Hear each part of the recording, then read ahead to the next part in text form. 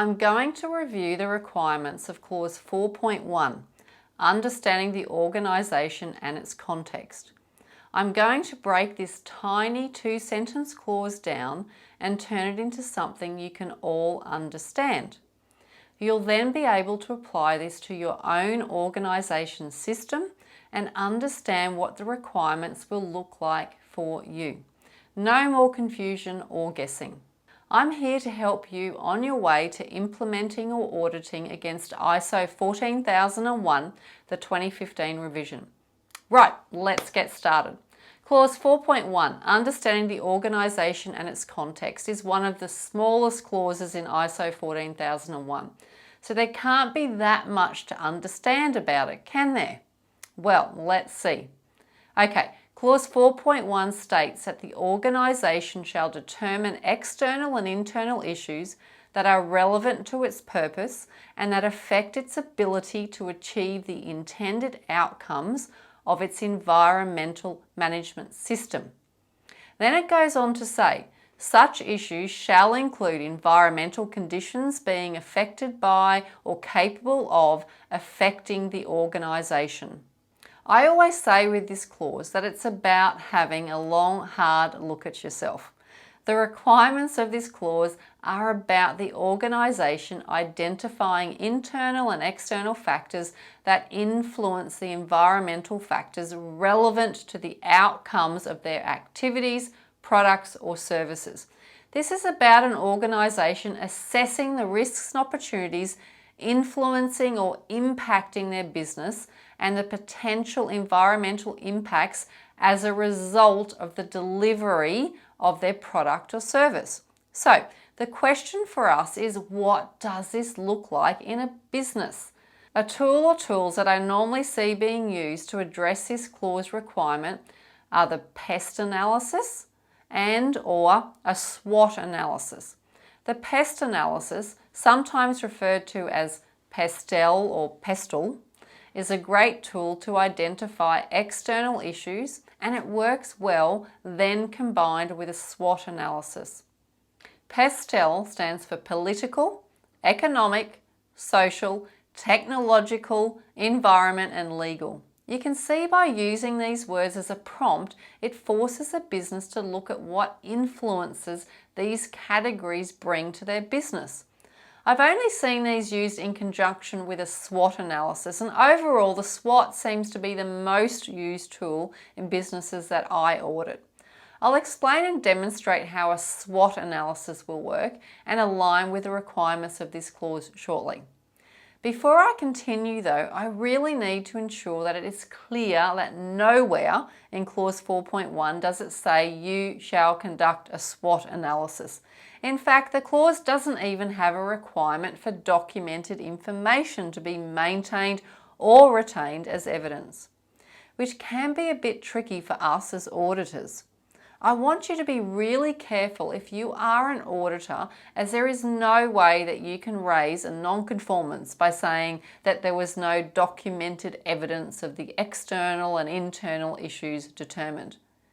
How you obtain the evidence would then be by interview to see whether the organisation has in fact determined these internal and external issues and can demonstrate that they know what they are.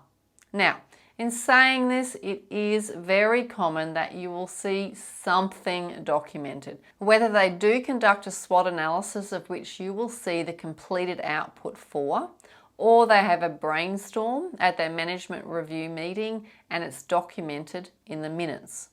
Normally, you'll see a trace of it somewhere in the system. Okay, so onto this SWOT analysis then. SWOT stands for strengths, weaknesses, opportunities and threats. A SWOT is normally drawn up into 4 quadrants, with each quadrant named one of the options of strengths, weaknesses, opportunities and threats. This is a fantastic tool to use as it aligns really well with the internal and external requirements of clause 4.1.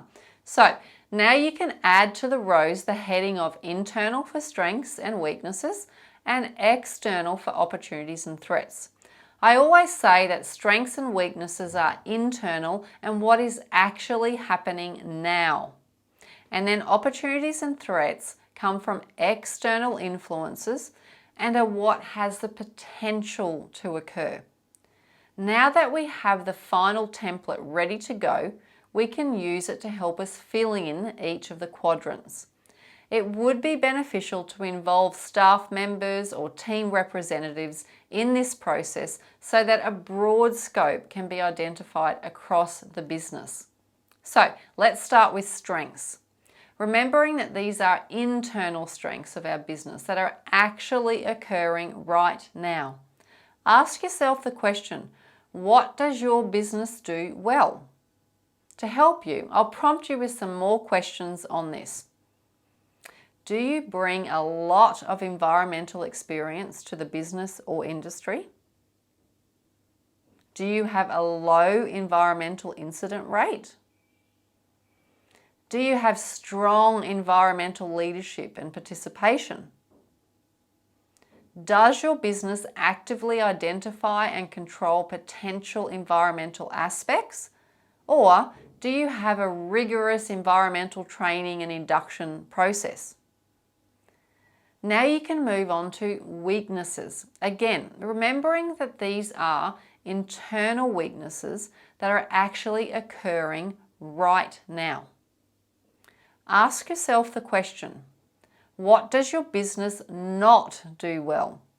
To help out again, I can prompt you with some other questions.